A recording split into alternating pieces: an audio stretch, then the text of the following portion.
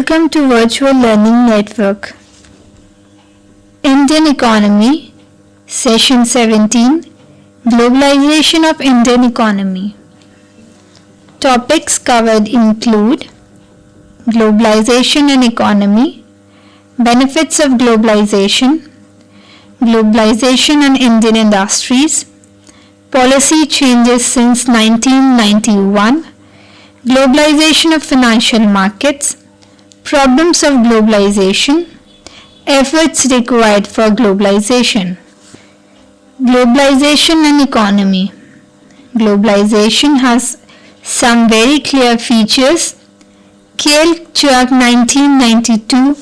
Globalization puts an emphasis on consumer concern and encourages globalization is the reversal of business from a macro to micro point of view.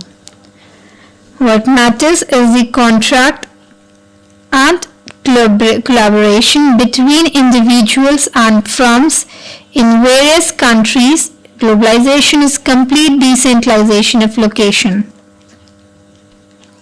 Globalisation basically globalisation का मतलब है एक economy को दूसरी economy के साथ integrate करवाना.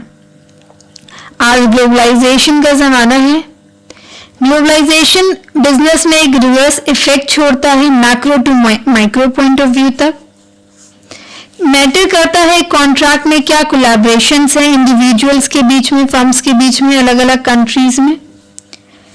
Globalisation decentralisation है इकोनॉमीज का, लोकेशंस का, जहां पे जो लोकेशन है वो डिस्पर्स्ड होती है.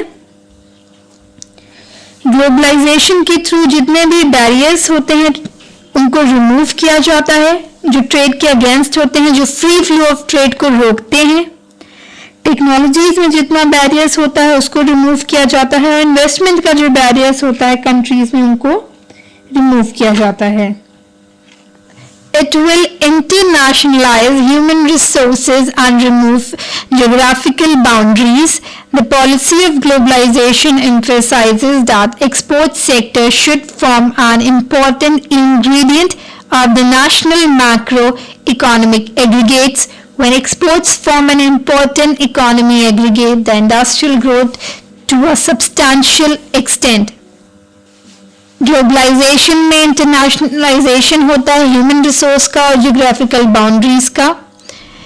एक्सपोर्ट सेक्टर फॉर्म करता है एक important ingredient national macro economic aggregate का.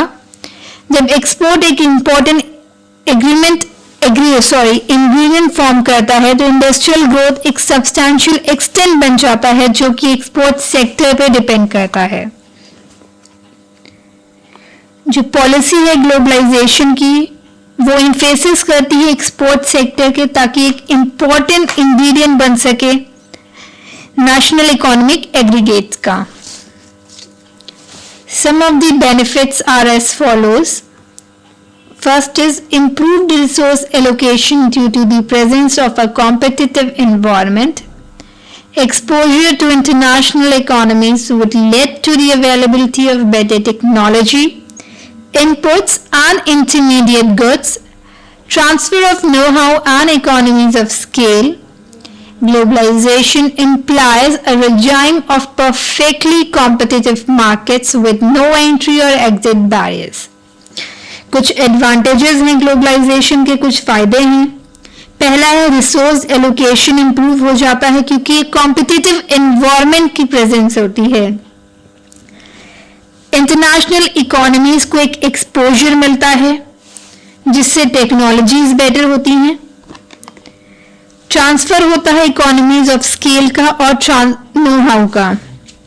ग्लोबलाइजेशन एक रिजाइम है परफेक्टली कॉम्पिटिटिव मार्केट में जहां पे कोई भी एंट्री और एग्जिट बैरियर्स नहीं होते हैं. कोई भी फर्म जब चाहे वो एंट्री कर सकती है मार्केट में और जब चाहे वो एग्जिट कर सकती है. ग्लोबल विजन होता है, ग्लोबल कैपेबिलिटी होती है ग्लोबलाइजेशन में. ग्लोबल विजन बेसिकली इसका मतलब है जो कॉर्पोरेट है उनके पास एक एबिलिटी होती है कि वो एनालाइज कर सके एक डायनेमिक कॉम्पिटिटिव एनवायरनमेंट में और वो डेवलप कर सके सुपीरियर स्ट्रेटजीज इस तरीके से कि न्यू ग्लोबल अपॉर्चुनिटीज क्रिएट की जा सके. ग्लोबल कैपेबिलिटीज होती हैं जो रिफ्लेक्ट करती हैं एबिलिटी मास या डिप्लॉय करती हैं ह्यूमन, टेक्नोलॉजिकल और फाइनेंशियल रिसोर्सेज की सही टाइम पे और सही प्लेस पे। Globalization on Indian industries. When the country opens up its market and invites new investors and new technologies from abroad, proven suppliers can come in with their quality goods, technologies and services at competitive prices. Thus, there is thus an anxiety that globalization would become a one-way traffic with imports flooding the local market and throwing the indigenous industries and workers into misery. जब एक country open करती है markets और invite करती है, welcome करती है नए इन्वेस्टर्स को, नई टेक्नोलॉजीज को दूसरी कंट्रीज से, तो सप्लायर्स अपनी क्वालिटी गुड्स के साथ, अपनी टेक्नोलॉजीज के साथ, अपनी सर्विसेज के साथ, अपने प्रोडक्ट के साथ एक कॉम्पिटिटिव प्राइसेस में आते हैं। ग्लोबलाइजेशन एक वन वे ट्रैफिक बन जाता है। Marketing strategies will have to be evolved which should take account of the global economic restructuring that is going on in the world today. Flexibility and effective localization should form the core of these strategies.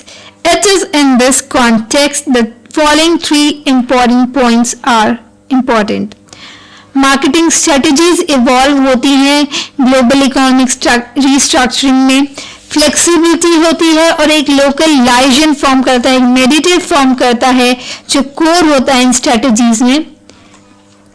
3 important points हैं। पहला है India को इतना premiere बनाइए, production centre बनाओ। दूसरा है जो नॉलेज लेड सर्विसेज हैं और जो वाइड रेंज की एग्रीकल्चरल, इंडस्ट्रियल और फैशन प्रोडक्ट्स हैं उनको क्रिएट किया जाए। फॉरेन इन्वेस्टमेंट्स को अट्रैक्ट किया जाए।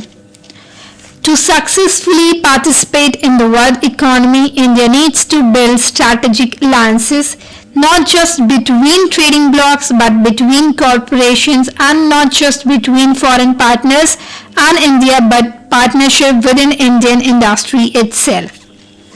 किसी भी इकोनॉमी में सक्सेसफुली पार्टिसिपेट करने के लिए जरूरी है जो इंडिया है वो बिल्ड करे एक स्ट्रैटेजिक अलायंसेस, ना ही कुछ ट्रेडिंग ब्लॉक्स के बीच में बल्कि कॉर्पोरेशंस के बीच में, फॉरेन पार्टनर्स के बीच में। Foreign policy changes since July 1991। Globalization है pre-proposes 2 things: political will at the macro level, which is reflected in various policies pursued by the government, and corporate will at the micro level, which is established by the existence of a global vision and capability. The government has molded its policies in this regard. One can take a look at the following changes. Government ने 2 चीज propose करी। पहला है political जो micro level पे थी और दूसरा कॉर्पोरेट जो कि माइक्रो लेवल पे थी। अ 2 stage devaluation, foreign direct investment, import duties, ये सब चीजें आई। 2 स्टेज डिवैल्यूएशन जो था रुपये का वो अबाउट 20% था जुलाई 1991 में, और वो एक अटेम्प्ट था कि एक्सचेंज रेट जो है उसको अलाइन किया जा सके वर्ल्ड एक्सचेंज रेट से और एडिशनल इंसेंटिव्स प्रोवाइड किए जा सके एक्सपोर्टर्स को। इंट्रोडक्शन हुआ एक ऐसे सिस्टम का जिसमें पार्शियल कन्वर्टेबिलिटी थी रुपये की liberalised exchange rate management system में। फॉरेन डायरेक्ट इन्वेस्टमेंट को लिबरलाइज किया गया और फॉरेन इन्वेस्टर्स को अलाउ किया गया तो पार्टिसिपेट कर सकें अप टू 51%, 74% और 100%। जो लिस्ट थे प्रोडक्ट्स के उनकी रिक्वायरमेंट थी इंपोर्ट लाइसेंस के लिए। इंपोर्ट ड्यूटीज को रिड्यूस किया गया। इंपोर्ट कैपिटल गुड्स से इनको अलाउ किया गया किसी भी स्पेसिफिक लाइसेंस के बगैर। डिसेंट्रलाइजेशन हुआ कुछ आइटम्स का। फॉरेन इंस्टीट्यूशनल इन्वेस्टर्स FIIs को परमिशन दी गई कि वो इन्वेस्ट कर सके इंडियन कैपिटल मार्केट में। सेबी मैंने ऑलरेडी रिकॉग्नाइज किया कुछ FIIs इस पर्पस के लिए। गाइडलाइंस इशू की गई कि फ्लोटिंग यूरो इशू के लिए इंडियन कंपनीज के द्वारा। Globalization of financial market. India has been making use of the international financial markets. Exchange rates and interest rate movements now constitute the key variables. India ने international financial market का use करना start किया। Exchange rate और interest rate movement वो basic variable थे। जो volatility थी exchange rates की वो बहुत ही proximate cause और effect थी capital movements की। दूसरा जो इफेक्ट है वो है क्विक ट्रांसमिशन का, इम्पल्स का जो जनरेट होता है एक मार्केट से दूसरी मार्केट में। इंडिया इफेक्ट हुई बहुत सारे जो ट्रेंड्स से कैपिटल मूवमेंट्स के, एक्सचेंज रेट के और इंटरेस्ट रेट के। एक liberal domestic financial sector create किया गया जो कि इंट्रैक्ट कर सके इंटरनेशनल फाइनेंशियल मार्केट में। जो प्रोसेस था ग्लोबलाइजेशन का बेसिकली वो दो चैलेंजेस से सफर कर रहा था। पहला था टेक्नोलॉजी अपग्रेडेशन का कंप्यूटराइजेशन के थ्रू, और दूसरा था एक लिंक क्रिएट करना इंटरनेशनल फाइनेंशियल मार्केट्स में। Problems of globalisation.